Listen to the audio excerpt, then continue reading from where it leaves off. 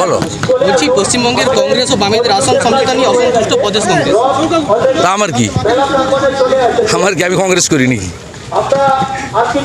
বসিরহাটের বিজেপি প্রার্থী রেখা পাত্রকে নিয়ে অসন্তোষ তৈরি হয়েছে। বসিরহাটের বিজেপি প্রার্থী রেখা পাত্রকে নিয়ে অসন্তোষ তৈরি হয়েছে। কে অসন্তোষ করছে?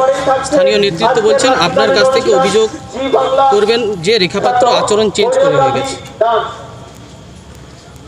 আমি এ বিষয়ে জানি না। প্রথম কথা হচ্ছে, এই রাজ্যে সম্প্রতি 2.5 বছরের মধ্যে সবচেয়ে বড় দুটো ইস্যু এই লোকসভা নির্বাচনে এই ইস্যুটাও কাজ করবে। এক হচ্ছে চাকরি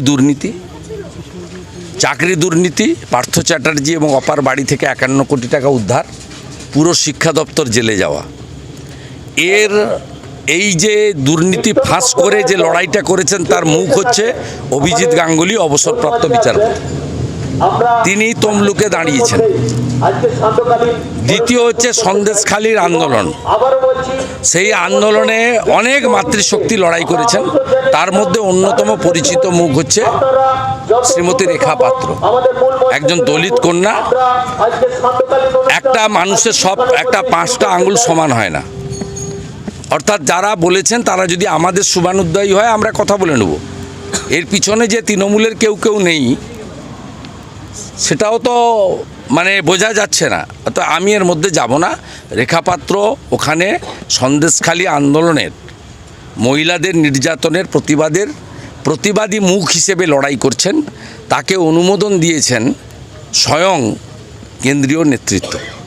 স্বাভাবিকভাবে রেখা পাত্র ওখানে লড়বে এবং এই নির্বাচনে চাকরি দুর্নীতি, বেকারদের চাকরি লুট, সন্দেশখালীর মা বোনেদের মধ্যরাত্রে ডেকে নিয়ে গিয়ে শাহজাহানদের পিঠা খাওয়া, এই দুটো ইস্যুর উপরে দাঁড়িয়ে নির্বাচন হবে। আর এই দুটো ইস্যুতে যে দুটো মুখ বাংলাতে মানুষ দলমত নির্বিশেষে দেখেছে, একজন অভিজিৎ গাঙ্গুলি আর দ্বিতীয়জন সন্দেশখালী রেখা পাত্র।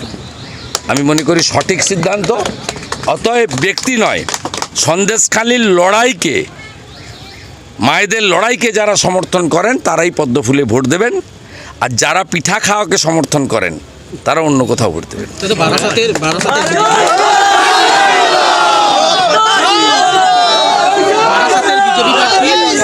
মজুমদারকে নিয়ে প্রশ্ন করেছে তৃণমূল কংগ্রেস। ওসব মিথ্যা, ফেক।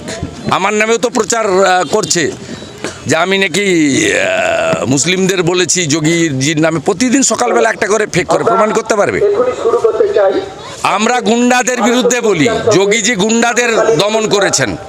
বিকাশ দুবে গুন্ডা, তিনি ব্রাহ্মণ হিন্দু, তার জাত ধর্ম যোগীজির প্রশাসন দেখেনি।